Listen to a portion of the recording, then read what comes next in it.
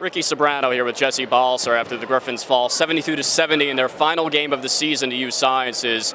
And Jesse, in a lot of ways, this game just kind of a microcosm of the season. You fall behind early, you fight all the way back, you have a chance to tie it at the end, but you just come up a little bit short. Did you just sort of feel this kind of summed up the season as a whole?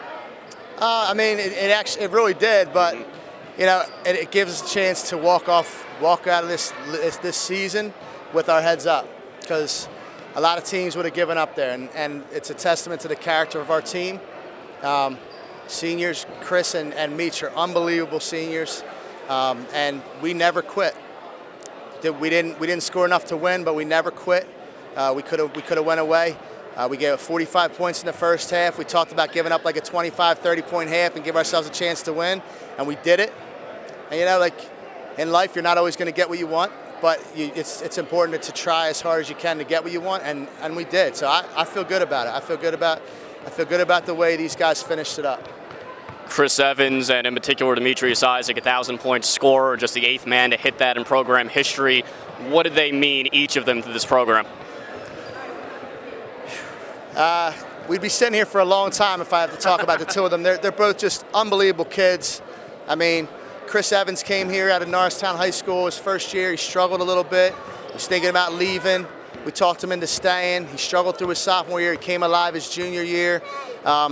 You know what? He's an unbelievable person. He's a great kid, and he had a good career basketball-wise as well.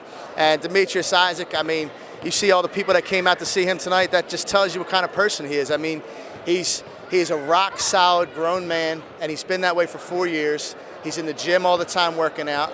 You never have to worry about him doing something out of character off the field. I mean, if you have guys like Meach and Chris on your team, you'll coach for 50 years. And so, you know, this program is in better shape now than it was when they got here because of them, and I'm really proud of them. What type of role do you take with your seniors in terms of mentoring them and preparing them for life post-graduation? Well, we do that as soon as they start. I mean, from the recruiting process on, we talk about taking them from being children, young boys, into men, and all along, you're constantly picking out opportunities to show them life situations, things that happen maybe on the court or off the court that are going to come up again in life, whether it be hating your coach, talking back to an official. You know, that's your boss someday. That's somebody that you have to work with, people that you have to learn how to coexist with. So, I mean, that starts right away. The senior year, we talk about it a little more, but you know what, like Chris and Meach in particular, because they're my seniors this year, I don't worry about that. I'll talk with them about it. I'll make sure that they understand, but I know they do. They have unbelievable parents, great families, great support systems. So, you know, you don't worry about them. You kind of just look forward to seeing how far they're going to go, because those kids are going to go far. Looking at next season now, what returnees really excite you? The team.